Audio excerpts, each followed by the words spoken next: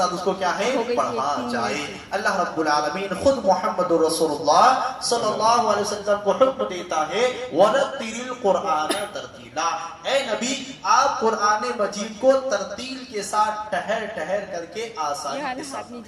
اس کو جو حق تجوید کے ساتھ آپ اس قرآن کو پڑھیں، اللہ تعالیٰ اپنے حبیب علیہ السلام کو حکم دے رہا ہے۔ لیکن افسوس ماہ رمضان میں دیکھا جاتا ہے قرآن کو ختم کرنے کے نام پر یا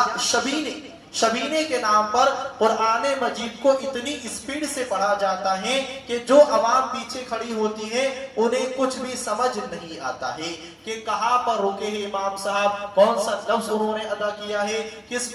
لفظ کا کیا مطلب ہوتا ہے، وہ تمام چیزوں ان کے اوپر سے جاتی ہیں یا ان کو کچھ سمجھ میں نہیں آتا ہے۔ تو آپ دیکھیں اس طرح کا معاملہ کرنا یہ بھی اسلام کے اندر جائز نہیں ہے، بلکہ یہ قرآن مجید کی بے حرمتی ہے کہ قرآن کیا پڑھا جا رہا ہے وہ پیچھے والوں کو کچھ سمجھ میں نہیں آ رہا ہے۔ ابھی غالباً اتر پردیش کی خبر ہے کہ ایک حافظ صاحب اسی چکر میں کہ مجھے قرآن سنانا ہے، اسپیڈ میں پڑھنا ہے، اسی بات کو وہ اپنے ذہن میں بٹھاتے ہیں، ڈپریشن میں چلے جاتے ہیں اور ان کا اسی وجہ سے انتقال ہو جاتا ہے۔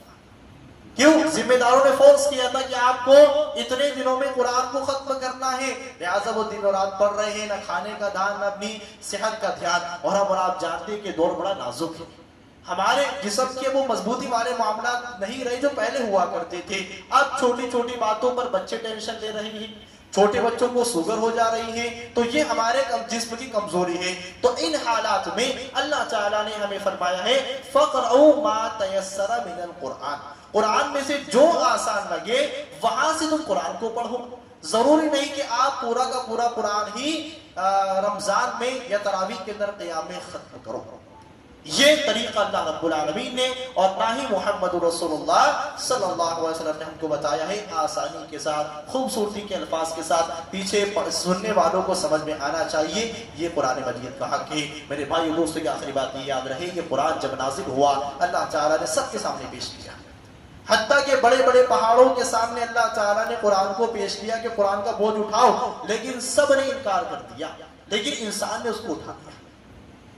اِنَّهُ كَانَ ظَلُومًا جَهُولًا، اللہ تعالیٰ فرماتا ہے کہ انسان بڑا ظالم اور جاہل ہے۔ اس نے اس قرآن کی عظمت کو نہیں سمجھا